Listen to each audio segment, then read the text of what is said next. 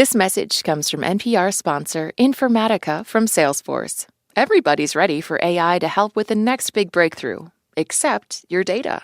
Get your data AI ready at informatica.com/AI. Informatica, where data and AI come to life. Hi, it's Alex Goldmark here. Thank you to everybody who pre-ordered our book. You are helping make this a success. The poster that should come with it will ship soon. It was not supposed to ship with the book, and we should have been clearer about that. If you filled out the form on our book website, thank you. You should have gotten a confirmation email. But if you didn't do that or you didn't get an email, there is still time to get the poster. Send us an email, and we will send you a link to fill out the form to get the poster. You will need to have proof of purchase that you bought it before April 6th and an address in the United States. Email us at planetmoney@npr.org. planetmoney@npr.org. Put poster in the subject line and do that before April 17th. Thank you for your patience, and thank you very much for supporting this big book project. This is Planet Money from NPR. For most of my life, whenever I walked into my local bookstore, I never gave much of a thought to how that day's particular assortment of books actually managed to make it there. I didn't suspect for a moment that for every new book on display, there might be literally thousands of others that had been passed over and left out in the cold. Until one morning this January. That's when I found myself walking into a small independent bookstore called Carmichael's in Louisville, Kentucky. I was there to meet a bookseller named Fisher Nash. That is me. I am Fisher the bookseller. Fisher greets me wearing an all-green getup. Green jumpsuit, socks, shoes. I wore green today in honor of Planet Money. We love that. Fisher lives and breathes books. If you were a character in a novel, how would you describe yourself? Oh, wow. That's a really hard question. I would probably say I am a quirky bookseller whose personality is mainly books. How do you feel about You've Got Mail? Oh, I love You've Got Mail, the Meg Ryan movie from the 90s. It's so good. It's my favorite bookstore movie. And in their job at Carmichael's, Fisher holds one of the greatest responsibilities in the whole publishing ecosystem. Who decides what books end up in bookstores? That is me. It is primarily me. I am the book buyer. The book buyer is a specific role at basically every bookstore or book chain around the country. At Carmichael's bookstore, Fisher is the book buyer. So I am the one who meets with sales reps from publishers, and I'm the one who decides which new books we're going to bring in, how many, and where they will go. Book buyers like Fisher will be deciding the commercial fate of the Planet Money book. And so I wanted to understand how these decisions actually get made. Now, running an independent bookstore, Fisher explains, is a game of thin margins. Order too few copies of a popular new book, and you'll be depriving your store of much-needed financial lifeblood. Order too many, and you'll be clogging up coveted shelf space that could be holding more lucrative titles. Newer titles, which are the ones that I bring in, are typically the riskier bets. So you're kind of the risk taker around here. I am, sadly. I don't think I'm a risk taker in my real life, though. Every book that Fisher does consider taking a bet on has to make it through a series of hurdles, a kind of existential decision tree, before they can land a place in Carmichael's bookstore. The first question Fisher asks, should they buy any copies of the book at all? Yeah, we are not stocking every book that comes out because we don't have the space. It really is like a real estate puzzle that you're solving all the time. It absolutely is. Because space is at a premium. It's a small store, so we really have to figure out where things are going to go, and do we even have space for all of these things? Looking around the store, this scarcity issue is clear. The whole place is around 1,800 square feet, divided into 2 rooms, which means Fisher's got to make some tough calls. For those that do make the cut, the second question is, how many am I going to bring in? Am I going to bring in one because it's important to be represented on the shelf, but it's not necessarily going to fly off the shelf? Or should Fisher order 2 copies, knowing that doubling down can actually make a book more visible to passing customers? So you'll notice when you look at the spines, you can see it stands out when there's 2 copies of something. People are more likely to be like, oh, they've got more copies of that. I wonder what that is. If Fisher wants to up the ante, the next biggest bet would be to buy a total of 4 copies. That is the minimum number they need to qualify for the display table. This is a table right in the center of the store where a very lucky selection of new books are stacked several copies high, with a single upright copy on top, proclaiming its title to all who would read it. So this is sort of like the most prominent billboard or placement in the store? Yes. This is like the Holy Grail. It is the Holy Grail, getting on the display table. Or at least on the path towards the holiest grail of all. Yes, which would be the bestseller list. Is that the shelf right behind us? It is the shelf right behind you. Fisher and I turn around, and right there in front of us, like a wooden shrine to the almighty book market, was a real physical encapsulation of the bestseller list in one bookshelf. At the top, a little festive banner proclaims, "Bestsellers, 20% off." And this shelf was one of the big reasons I'd come to Carmichael's on this very day, a Sunday, to witness one of the most hallowed rituals in the world of books. And that is the changing of the bestsellers.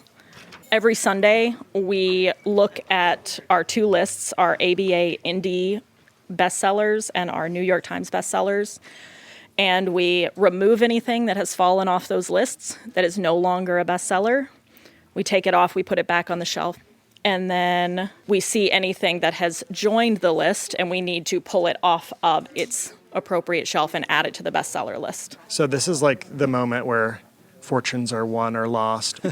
Exactly. Fisher makes their way methodically through both bestseller lists. This week, almost all of the previous bestsellers managed to maintain their position. The list can apparently be very sticky, though one new book does get added to the shelf. Fisher says the bestseller list simply reveals the nation's collective preferences over the past week. But they say they have noticed a pattern to the kinds of books that they'll see on the list in any given week. There's usually a celebrity memoir, a political tell-all, a self-help sensation. And then there's usually what I would call a dad book. It was The Wager by David Grann for a long time. Now it's The Gales of November by John U. Bacon. Okay, both shipwreck stories. Absolutely, yes. I guess shipwrecks are like catnip for dads. For the financially inclined, there's sometimes an economic history book. Like this week, there's Andrew Ross Sorkin's 1929. But the thing that unites all these books is that before they could be anointed to the list, before their triumphant moment getting promoted to the bestseller shelf, they had to actually get in front of customers. And for that, they all had to pass this final test. They all had to get a green light from book buyers like Fisher at thousands of bookstores, big and small, around the country. I'm kind of the last person before it gets to the store. So I am the last gatekeeper because I decide whether we're even going to have it in the store or not. Hello and welcome to Planet Money. I'm Alexi Horowitz-Ghazi. Even after you've made it through the gauntlet of the publishing market to land a book deal, after you've spent years perfecting every sentence and every illustration, after you've scoured the earth to find the best place to print the book and spent sleepless nights cranking out tens of thousands of copies, even after all of that, there is still one final group of judges who will determine whether a book makes it onto a shelf near you, the booksellers behind the counter.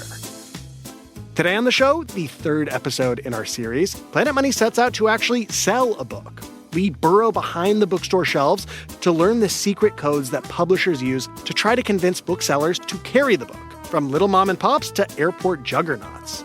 There will be corporate intelligence networks, bargain bin shenanigans, and a giant industrial saw chewing up books by the thousands. Call it pulp nonfiction.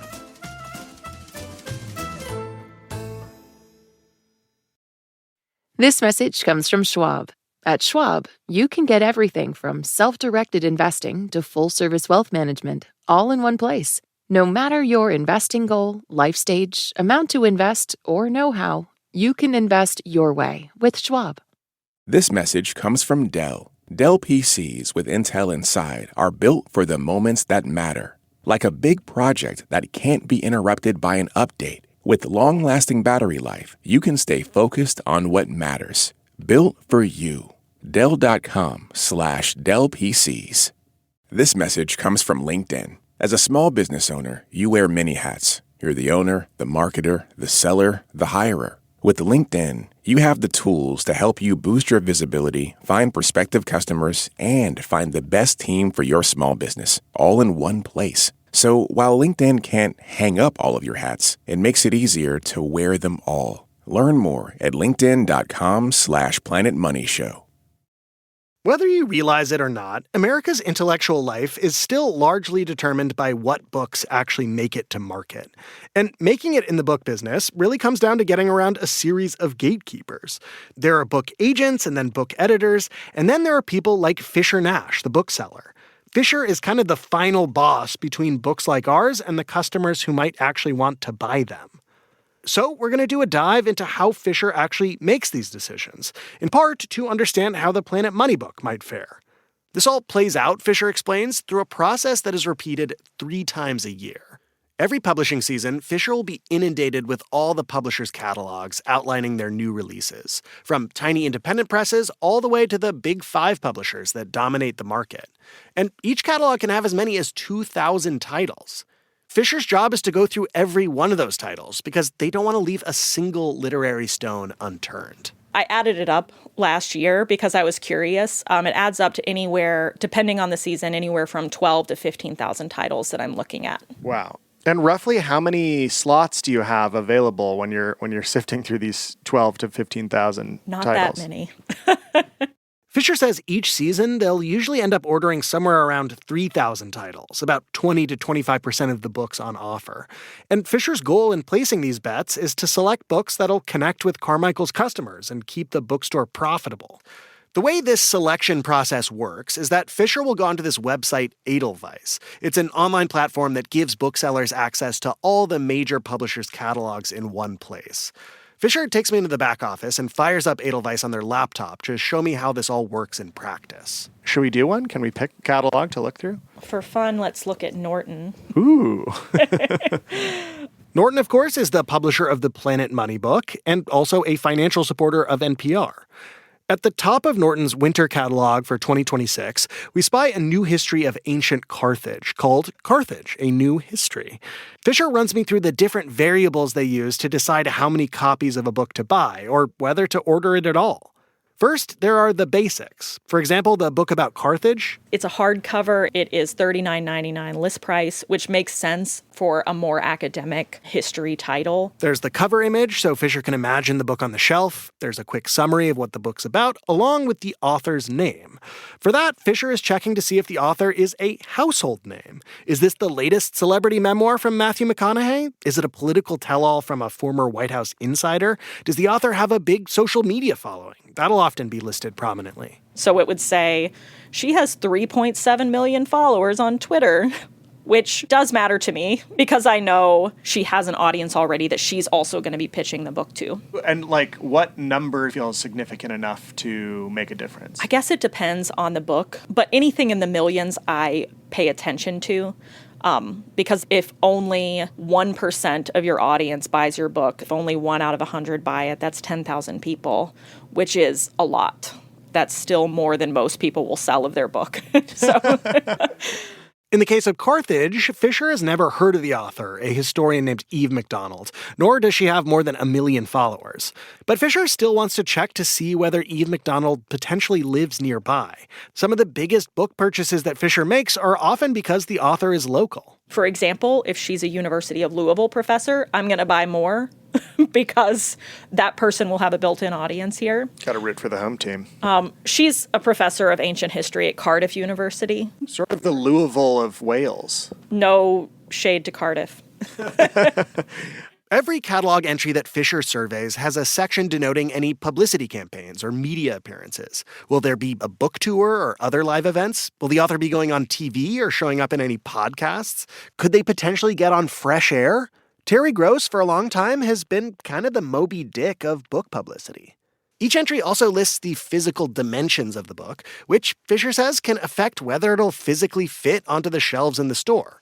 So another thing that matters, the page count. If it's 500 pages or less, then I just think, okay, kind of standard book size. If it is 1,200 pages, I'm thinking, even if I want a lot of it, I'm going to bring fewer into the store because it takes up so much room. And you're wondering, how many people are going to sign up for a 1,200-page book? Yeah, that's not as many people as will sign up for a nice, tight 350 pages. There's kind of a sweet spot, between, I think it's 250 and 400. It's kind of the ideal book range. The Carthage book is right in that sweet spot at 368 pages. And another very important piece of information that Fisher will often look for in the metadata is the size of the publisher's first print run. What does the print run tell you? It's really a measure of publisher confidence. If a publisher prints a lot of copies for a book's first print run, say 100,000, that's an indicator they think it'll sell well and that Fisher might want to get in on the action.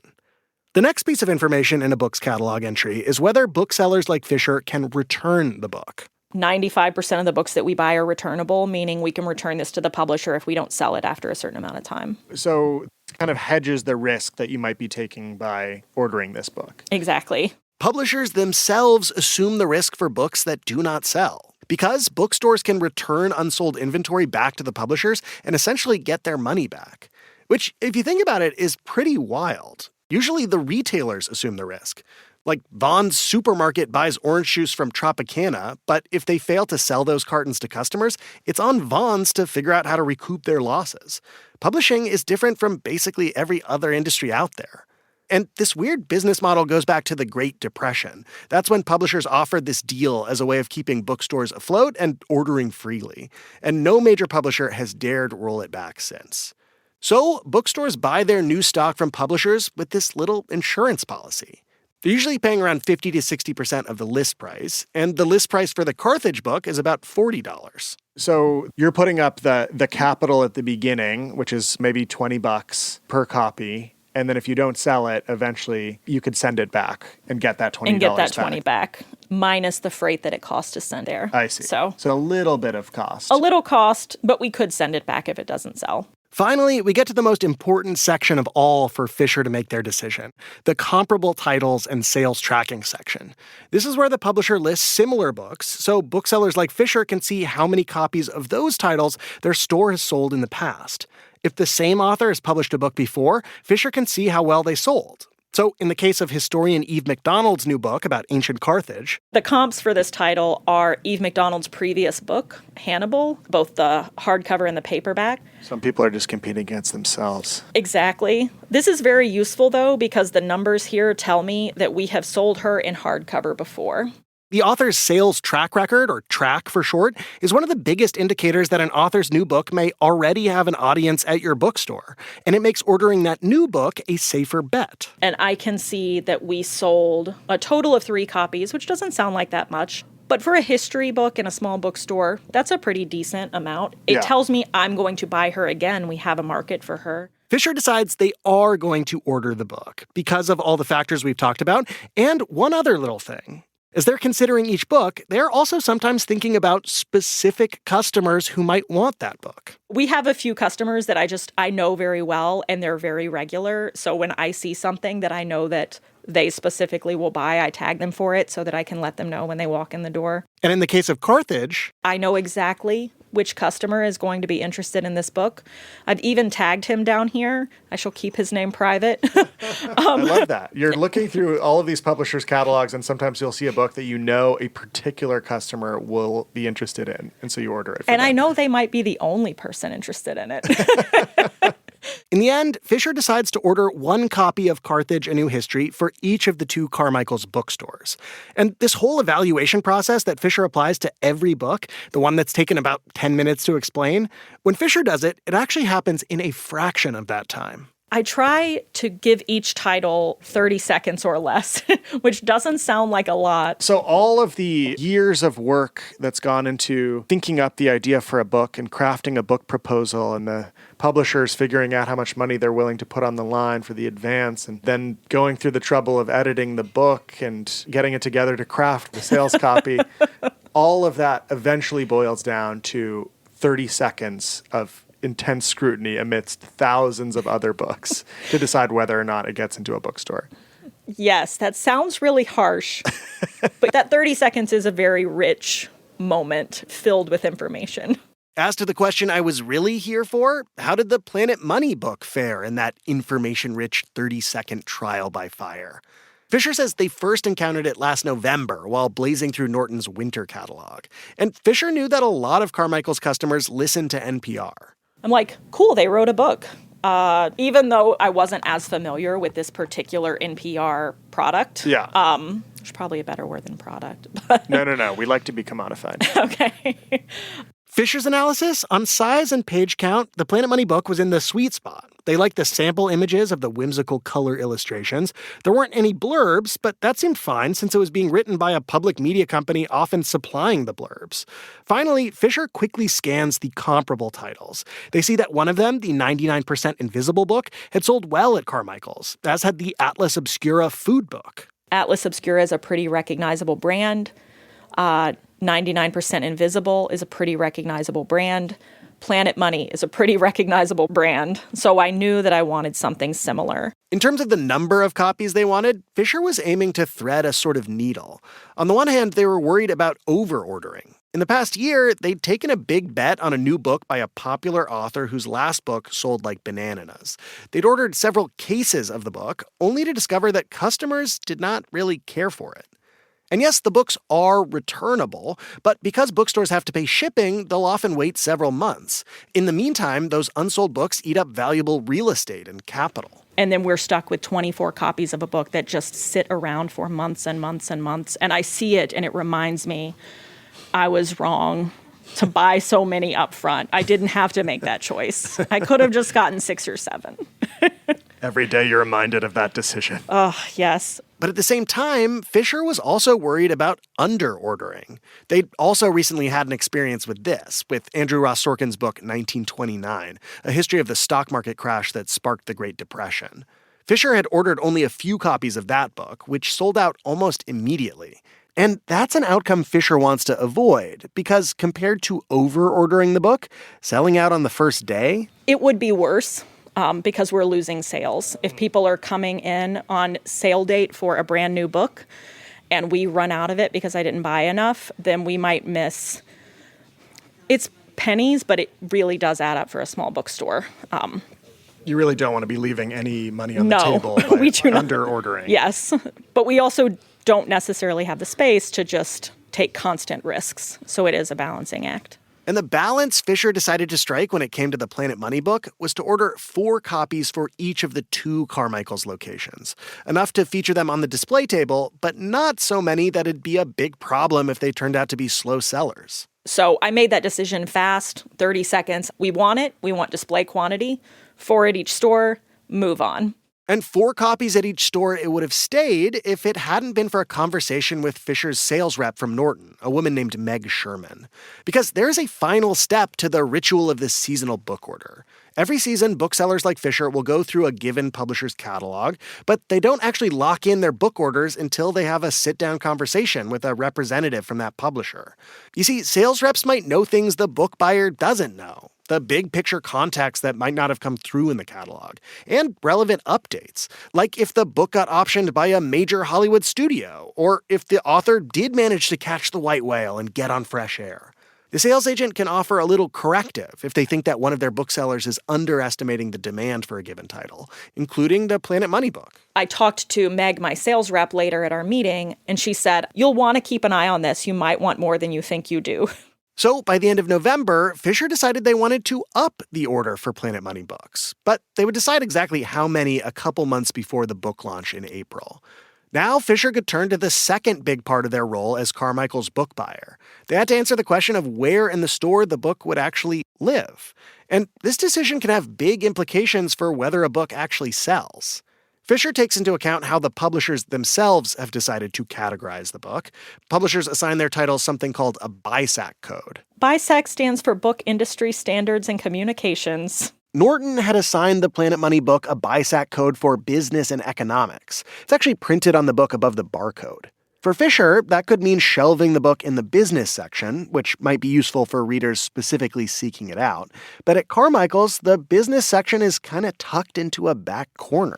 Because it's not immediately visible when you walk in the store, I didn't want it to kind of disappear back there.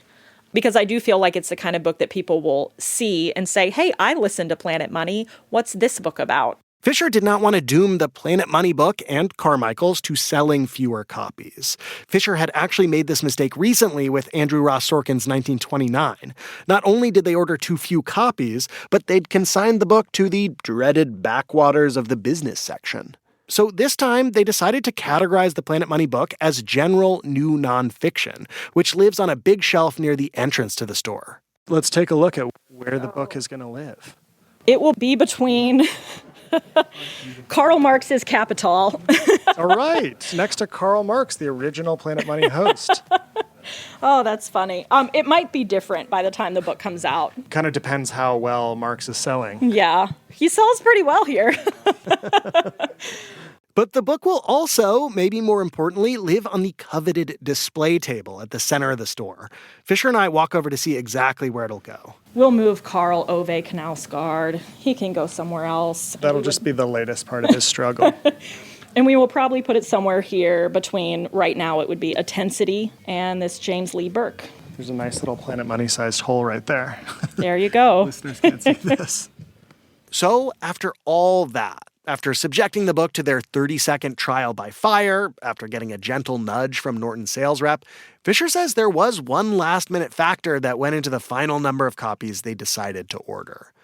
Apparently, the fact that I was visiting Carmichael's bookstore for this episode meant that Fisher was now anticipating more local demand for the Planet Money book. The act of observation had warped the experiment. Not my intention, but so it goes.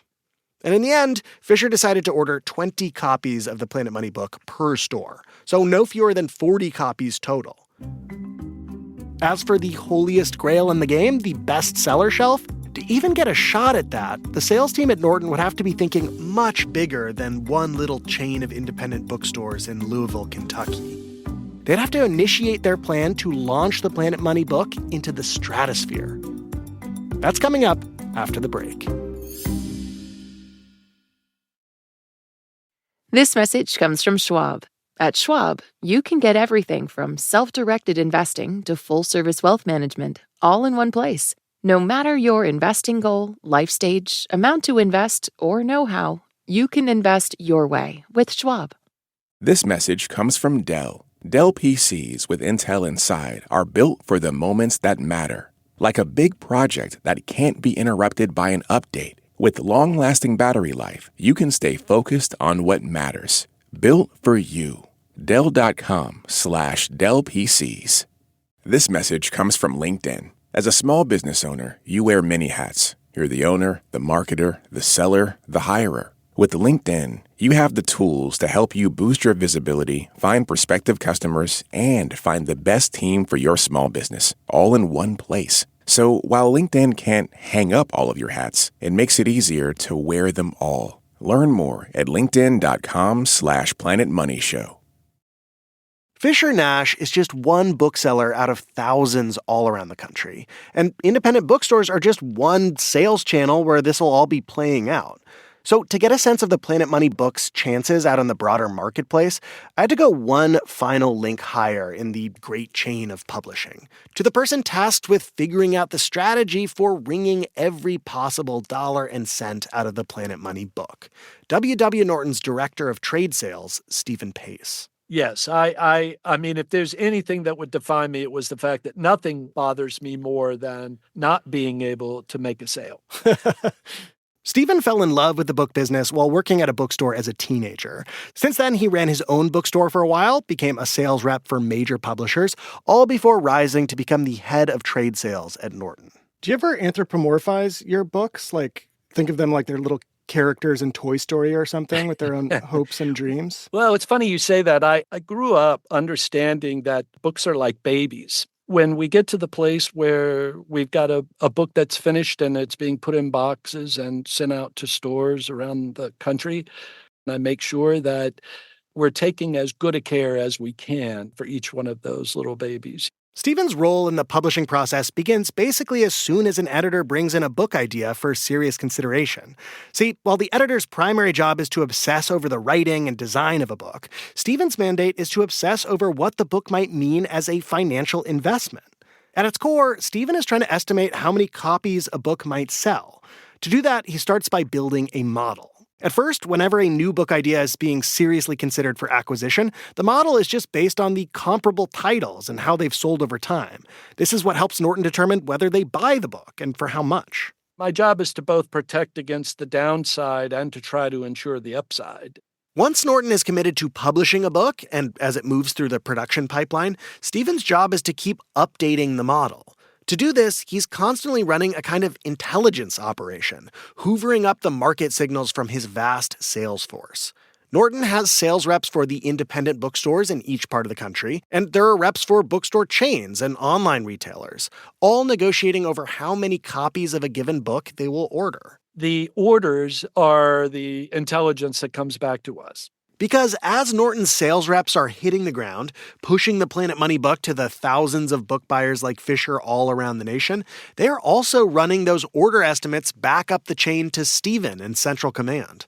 He's then feeding all that information into his model to decide the number of copies of a book Norton will print in the first run. He needs to print enough books to supply all the estimated demand. My job is to make sure that the first print is both aspirational. Yeah. I want to have more books than I think I can sell in all cases, but I also have to sell everything I make.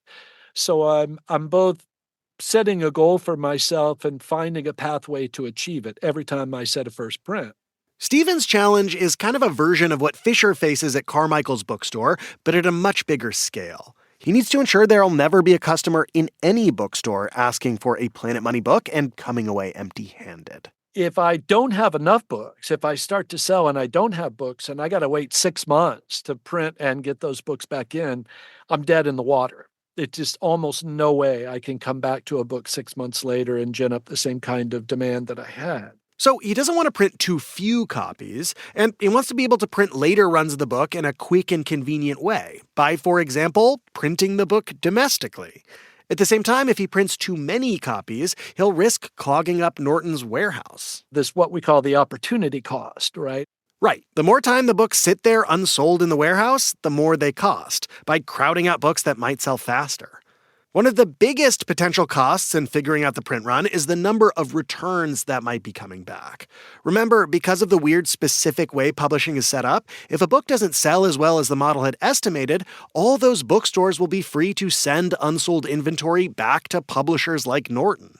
This is a massive challenge that the publishing industry has adapted to over the years with a few different techniques. The first is called remaindering. That means selling off unsold books at a huge discount. Remaindering is when you, say, get a large quantity of a book back, and someone who might run a book warehouse who sells books at 40 off might come to you and say, okay, I see you have a lot of inventory, and I will pay you $3 per copy to buy all of that inventory. Yeah. And then they sell it through all kinds of various channels. So when you see a third-party retailer on Amazon selling books for way less than the listed price, or 50% off bargain bins at a bookstore, those are often remainders. Publishers often ask that remaindered books are marked in some ways so they don't re-enter the regular market. So you might see a book with a black Sharpie mark on the side or a hole punched out of the barcode. Sometimes, however, publishers decide it actually makes more economic sense to cut their losses entirely and simply destroy unsold inventory by pulping it. Basically, ripping a book apart so it can be recycled into new paper and other products. Because for publishers, it's not a good look to have a ton of your precious works in the bargain bin, or to have too many hardcovers on sale when they're about to, say, release a new paperback. Stephen points to the example of Walter Isaacson's biography of Elon Musk, published by Simon & Schuster a few years ago. It sold very well for a while, right? Yeah. And then one day it just stopped. Stephen doesn't know the actual numbers of leftover books here, but he says it could easily be in the hundreds of thousands. When you have that many books, you really have to try to recover some of that inventory cost and the loss. So they would remainder in Elon Musk. Stephen says they'd likely try to sell off a big chunk of books, depending on the remainders market, and then pulp the rest. So it's trying to sort of like minimize your losses. Yes. Yeah. It's an auction, if you will, kind of a fire sale auction. Have you ever seen a batch of books being pulped? Yes. This was back in the 90s. At the time, Stephen says he was working at one of the big 5 publishers as a sales rep, and he and the other reps were invited to a warehouse to see how the company handled some of its unsold inventory. It's a giant conveyor belt, and you put books on it, and it runs up to this giant shredder machine, and it just runs 24 hours a day, 7 days a week. And their idea was to try to give us, a sense as a sales team that They were destroying this over inventory. It wasn't piling up in the warehouse. It wasn't like we were going to be forced to turn around and sell all this return merchandise. We all walked out of there aghast. We could not believe. I mean, we were really like, we were all crying. Like, can you believe it? And there it is, just getting chopped to shreds, and it's like one moment it's worth $29.99. The next moment it's worth 10 cents in paper. It's something that took years and put it in that machine and then, like a wood chipper in 15 seconds. There's just no sign of anything at all that remains. And it's soul crushing. Stephen says that image of industrial literary carnage has stayed with him over the decades. And now, as the head of a sales operation for a major publisher, it still informs the way he thinks about printing and waste. When you think about that, right, as a salesperson, and you go like, well, wow, all those returns coming back really are just a disaster. You get better at what you do because that's a fate that just seems to be, almost evil for books to have to endure, right? We care so much about them. And the last thing we want to see is just get them, chewed up by a giant chainsaw. Stephen says Norton does not use pulping to manage its returned inventory, though they will occasionally pulp damaged books. But that all means that his calculations and figuring out how many books to print are even more important. So that's where he pours a lot of his energy. It's trying to be very, very concise on what you think you need, and not too much beyond that. You're chasing like perfect efficiency. That's exactly right. As the head of trade sales, Stephen says it's his responsibility to think about the long-term economic life of all their books. A publisher is sustained in the long term by a steady back catalog of dependable sellers. And so his ultimate goal for the Planet Money book is to get to a second printing, and then a third, and so on.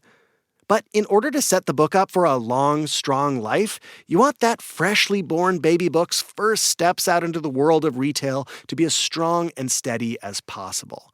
Because the better the baby's debut, the higher its lifetime potential earnings are likely to be.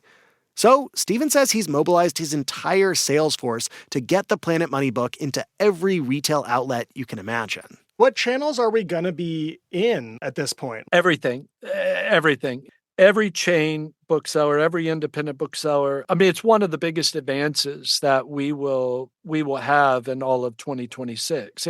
It's approaching in the Michael Lewis vein of distribution. You'll see it in an airport store and you'll see 2 bays with 10 copies, right? So we're going to see the Planet Money book in airports? Oh, yes. Oh, we haven't told you that yet. Well, yes, we will be in every full-on airport store. The book, Stephen tells me, will be available on bookshop.org, Amazon.com. It'll roll out in libraries, gift shops, military bases, even cruise ships. We left no stone unturned. I didn't know you could buy books on a cruise ship. Oh, yeah. Not only on the cruise ship, but in the ports of call. There are retailers that actually have carts, and when the cruise ship is letting off, they pull a cart up there and it has 20, 30, 40 different books on it. And people, I finished my book. I need another book. Yeah. 2 of the cruise lines actually have small bookstores. Stephen says the book will also roll out in Europe and the Middle East. Norton's gotten orders from Thailand, Singapore, even Malaysia. There's a Korean translation slated to come out in June and a Chinese translation scheduled for September. The Planet Money book was apparently going planetary. But I have to say, in the days after I spoke to Stephen, all of this still felt kind of abstract, like a collection of daydreamy plans for something way off in the future. Until one day earlier this week. Let's go this way. Okay. That's when my boss's boss, my grand boss Alex Goldmark, and I decided to take a stroll down the rustic cobblestones of the South Street Seaport in Lower Manhattan. So this is where the kind of real idea for the Planet Money book was born? Yeah, I would say right there is where my journey with the Planet Money book began. Alex points out the picnic table where almost 4 years ago, he first sat down with NPR's literary agents to talk about a potential Planet Money book, before he really knew how much work all of this would entail. Making a book is hard. Did you think it was going to be this hard? No. Absolutely not. Yet, after everything that had happened, here we were on a very special day. The very day of the Planet Money book launch. And as it happens, there's an independent bookstore right down the street called McNally Jackson. Should we see if the Planet Money book is in the bookstore? Yeah, let's see. Ah! It's there! My grandboss literally squeals with delight, or maybe surprise, because we found the book right in the center of the front window display, nestled between about a dozen others. Oh my God. It's there! Oh, in a place of honor. This looks great. I love it. Alex and I pop inside. Hello. And at first, it isn't clear where to actually grab a copy to buy. There's only one in the window display. We gotta figure out where we are in the store. Here, it seems, the booksellers took the BISAC code a little more literally.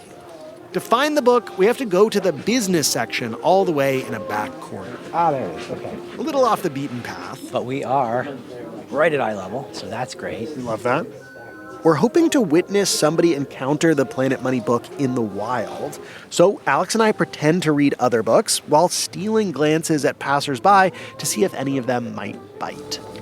It's a little bit sleepy in here. Finally, the day is getting late. I still have to finish the script for the very episode you're listening to right now. So I grab a book and walk up to the bookseller at the counter. I've decided I just have to do it myself. Oh, all right. $32.76. I guess I'll go for it.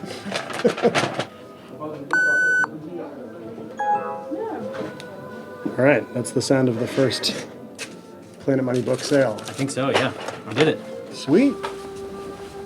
Holding the book in my hands with a bookmark and receipt tucked between the pages, I can't help but think of something Tom Mayer, the book's editor at Norton, said to me about this very moment. After all the effort that's gone into getting this new baby book out into the world, still nothing is guaranteed. And this moment is so intense. It's like the night before a play opens. We don't know how it's going to be received. And what happens next kind of depends on the audience. Will they skip the show altogether? Will they pack the house and leap to a standing ovation? We have no idea. So, will the Planet Money book end up earning a place on the hallowed bestseller bookshelf at Carmichael's Bookstore or McNally Jackson? Or will it find itself writhing in anticipatory dread as it slides down a conveyor belt into the gnashing jaws of the proverbial pulping pit? Reader, only you can decide. Are you curious about how bestseller lists actually work? Want to hear about how authors have tried to game their way into bestseller status? That is our next installment in the Planet Money book series, coming up in the next few weeks. As we've mentioned in other episodes, perhaps ad nauseum, Planet Money is taking this book on tour around the country, maybe to a city near you. Check it out at planetmoneybook.com or pick up a copy of the book wherever they are sold, maybe on a cruise ship. This episode was produced by Willa Rubin with help from Emma Peaslee. It was edited by Jess Jiang, fact-checked by Sierra Juarez, and engineered by Robert Rodriguez. Alex Goldmark, my grandboss, is our executive producer. Also, we first learned about Fisher Nash through their Substack in a post about the economics of book buying. The Substack is excellent. It's a behind-the-scenes diary of the world of books, appropriately titled Fisher the Bookseller. We'll link to it in our show notes. I'm Alexei Horowitz-Ghazi. This is NPR. Thanks for listening.